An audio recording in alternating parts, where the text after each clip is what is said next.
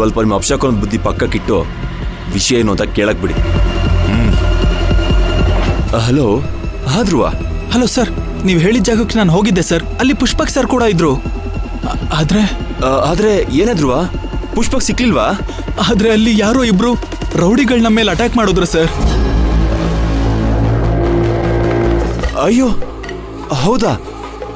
ಆಮೇಲೆ ಸರ್ ಯಾರೋ ಇಬ್ರು ರೌಡಿಗಳು ಮಾಸ್ಕ್ ಹಾಕೊಂಡ್ ಬಂದು ನಮ್ಮ ಮೇಲೆ ಅಟ್ಯಾಕ್ ಮಾಡಿದ್ರು ಸರ್.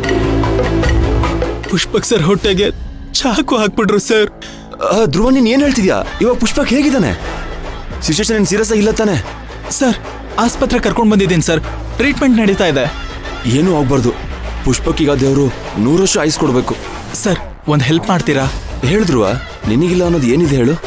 ಸರ್ ರಾಜೇಂದ್ರ ಸರ್ಗೆ ಆಗ್ಲಿಂದ ಕಾಲ್ ಮಾಡೋದಕ್ಕೆ ಪ್ರಯತ್ನ ಪಡ್ತಾ ಇದ್ದೀನಿ, ಆದ್ರೆ ಯಾಕೋ ಕಾಲ್ ಕನೆಕ್ಟ್ ಆಗ್ತಾನೆ ಇಲ್ಲ ಸರ್.